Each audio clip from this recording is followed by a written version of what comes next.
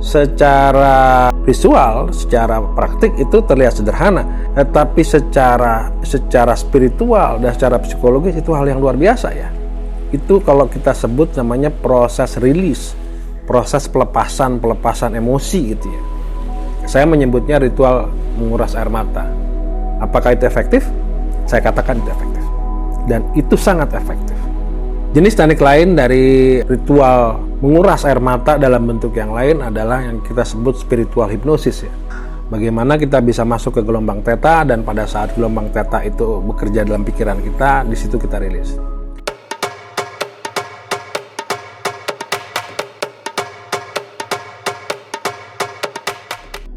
Salam sehat, sejahtera, bahagia dan mulia buat para pemirsa di Jurnal Hendra. Kali ini saya akan membicarakan hal-hal yang dibicarakan banyak menjadi topik pembicaraan di grup Telegram Jurnal Hendra ya. Di sana ada sahabat yang punya persoalan dengan soalan patah hati ya. Ini soalan klise dan klasik. Tapi oke lah. Patah hati buat orang yang patah hati adalah peristiwa yang luar biasa ya. Kita tidak bisa menganggap patah hati adalah persoalan yang sepele ya. Karena kita tidak merasakannya. Bagi orang yang sedang merasakan patah hati itu menjadi urusan yang luar biasa. Kemudian ditanyakan bagaimana mengatasi patah hati, apakah meditasi bisa menyelesaikan soalan patah hati? Oke, saya akan berikan satu metodologi empiris ya, metodologi empiris yang bisa dimanfaatkan oleh teman-teman yang sedang patah hati. Namanya ritual menguras air mata. Oke, tidak kita sadari bahwa air mata itu adalah indikator gitu ya. Bahwa air mata kita menetes ketika ada satu titik emosi yang tersentuh. Dan orang ada bilang air mata buaya ya, air mata yang keluar ketika air mata itu diproduksi sengaja untuk hal-hal yang tidak baik gitu ya. Tapi anyway, air mata adalah indikator bagaimana kondisi emosi kita, bagaimana sikap batin dan sikap perasaan kita pada waktu dan situasi tertentu. Jadi obat dari patah hati adalah menguras air mata. Menguras air mata yang paling enak itu adalah ketika kita dekat kepada ibunda kita atau ayahanda kita. Kemudian suruhlah mereka duduk, dan kemudian kita, bahasa Jawanya apa ya, bersimpuh di hadapan orang tua dan menangislah di situ sambil bercerita apa masalahnya, atau menangis saja, nggak usah bercerita apa-apa. Maka refleks dari orang tua, baik ayahanda atau ibunda, tentu akan berkata ada apa, sambil mengelus kepala atau mengelus punggung.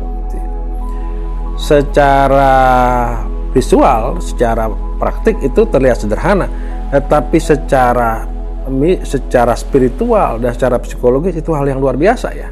Itu kalau kita sebut namanya proses rilis, proses pelepasan emosi gitu ya. Kalau bagi kawan-kawan yang tidak beruntung, kurang beruntung karena orang tua sudah tidak ada, mungkin bisa minta dengan paman atau tante. Jika toh itu tidak ada, kakak atau adik. Jika itu pun toh tidak ada, kita bisa memilih kawan yang terdekat, yang sangat dekat dengan kita, untuk sekedar kita rangkul dan kita menangis. Saya menyebutnya ritual menguras air mata. Apakah itu efektif? Saya katakan itu efektif. Dan itu sangat efektif. Tetapi jika hal itu tidak menolong, atau ke dalam kata lain kemelekatan soalan patah itu betul-betul melekat dalam kepala, maka tidak ada jalan lain. Orang bilang waktu menyelesaikan segalanya. Kita serahkan pada sang kala, pada sang waktu untuk menyelesaikan masalah itu sampai kita betul-betul terlupa gitu ya. Ada jeda waktu yang harus kita, kejadian-kejadian yang kita alami sangat tidak enak, sampai pada waktu kejadian-kejadian itu begitu saja linear, tidak berpengaruh. Oke. Jenis teknik lain dari ritual menguras air mata dalam bentuk yang lain adalah yang kita sebut spiritual hipnosis ya. Bagaimana kita bisa masuk ke gelombang theta, dan pada saat gelombang theta itu bekerja dalam pikiran kita, di situ kita rilis. Ini akan kita bagi tekniknya di grup Zoom nanti ya, dan ada beberapa teman yang minta ini di offline. Oke. Karena persoalan ini menyangkut soalan produktivitas. Bagi Jurnal Hendra, jatuh cinta adalah fenomena, tapi soalan jatuh cinta atau patah hati itu bukan soalannya. Soalan pokoknya adalah patah hati itu mengurangi fungsi produktivitas kita. Bagaimana secara naluriah orang yang patah hati tidak bisa produktif, ya akan terjebak di situ saja. Sehingga bagaimana caranya patah hati boleh, punya rasa sedih boleh, punya rasa tertekan boleh, tapi itu tidak mengganggu produktivitas kita sehari-hari. Itu tidak mengganggu fungsi dan peran kita sebagai anggota masyarakat yang memberikan kontribusi kepada masyarakatnya. Itu akan menjaga diri kita dari perbuatan-perbuatan atau perilaku yang tidak kita sadari justru menyakitkan diri sendiri dan menyakitkan orang lain. Jadi ritus menguras air mata atau metodologi spiritual hypnotism atau theta hypnotism itu bisa kita lakukan untuk mengatasi alam patah hati. Yang paling ekstrim, patah hati dapat kita selesaikan dengan cara yang ekstrim.